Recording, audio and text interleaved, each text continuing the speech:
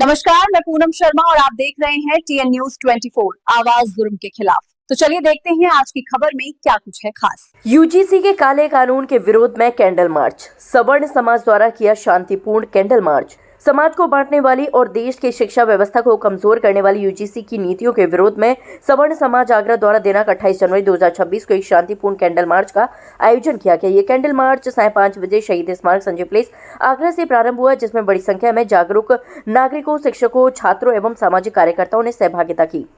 आयोजकों ने बताया कि यूजीसी द्वारा लागू किए जा रहे नए कानून शिक्षा के मूल सिद्धांतों, समानता के अधिकार और भारतीय संविधान की भावना के विपरीत है। इन नीतियों से समाज में विभाजन की स्थिति उत्पन्न होगी और इसका सीधा नकारात्मक प्रभाव छात्रों, शिक्षकों और शैक्षणिक संस्थानों के अधिकारों पर पड़ेगा। कैंडल मार्च के माध्यम से स्पष्ट संदेश दिया गया कि देश की शिक्षा व्यवस्था के साथ किसी भी प्रकार का भेदभाव, अन्याय और मनमानी स्वीकार नहीं की जाएगी। ये आंदोलन किसी एक वर्ग विशेष तक सीमित न होकर समस्त समाज के भविष्य एवं लोकतांत्रिक मूल्यों की रक्षा के लिए है। सवर्ण समाज आगरा ने शहर के सभी जागरूक नागरिकों, शिक्षकों, छात्रों, अभिभावकों एवं सामाजिक संगठनों से अपील की है कि वे अधिक से अधिक संख्या में आगे आकर इस शांतिपूर्ण जन आंदोलन को अपना समर्थन दे। इस कैंडल मार्च में प्रमुख रूप से सभी गणमान्य लोग मौजूद रहे। ये कानून सही मायने में लाया तो इक्वलिटी के नाम पर गया है, लेकिन बिल्कुल पहले दिन से ही इसका विचार भेद पैदा करने का है। मैं ये कहना चाहूँगा कि जिस प्रकार से इसमें दो बातें ऐसी हुई हैं।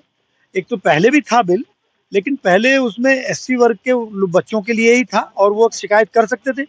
लेकिन उसमें एक बहुत अच्छी बात ये थी, जो होना चाहिए कि यदि शिकायत गलत हो तो उसका दंड भुगतना पड़ेगा, तो इसलिए शिकायतें नहीं होती थी। अब क्या हुआ है कि उसमें शिकायतकर्ता वर्ग में पिछड़े वर्ग को भी जोड़ दिया गया है। पिछड़े वर्ग को जोड़ने से एक बड़ा वर्ग इस प्रकार का हो गया, जिसमें कि इसीलिए ये सवर्ण के नाम पर हो रहा है।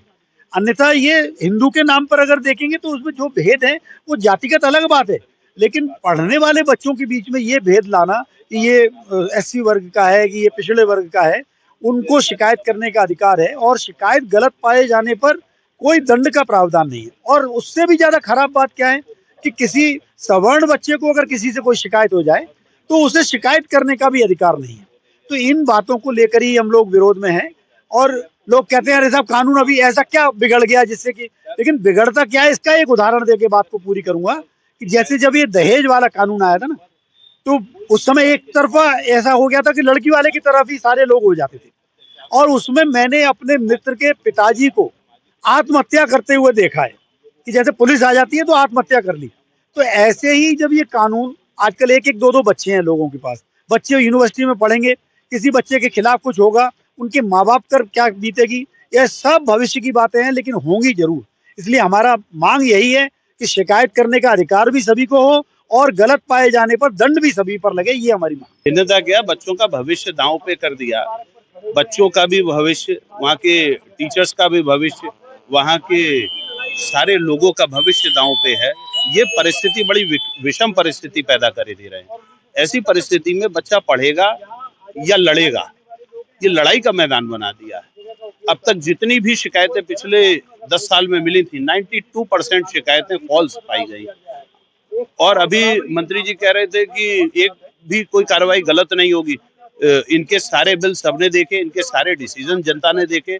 अग्निवीर ले लीजिए, नोटबंदी ले लीजिए, किसान काला कानून ले लीजिए, भूमि अधिग्रहण बिल ले लीजिए, ये सारे नियम, कायदे, कानून ऐसे बनाते हैं जिससे समाज में द्वेष की स्थिति पैदा हो, और ऐसी स्थिति का विरोध हम लोग यहाँ मिलके कर रहे हैं। आप झूठी शिकायतों पे लोगों को कार्रवाई नहीं करेंगे। आपको अगर इतना ही डर है तो हर कॉलेज में चप्पे चप्पे पे कैमरा, और वो भी वॉइस वाला कैमरा लगा दीजिए ना, जो भी बातचीत चर्चा हो रही है उसकी रिकॉर्डिंग होगी। अगर कोई गलत बोलेगा वहां पकड़ा जाएगा ना। आप झूठी शिकायतों को प्रोत्साहन देने के लिए, समाज को विद्वेष की तरफ धकेलने के लिए तैयारी कर रहे हैं, इसका विरोध।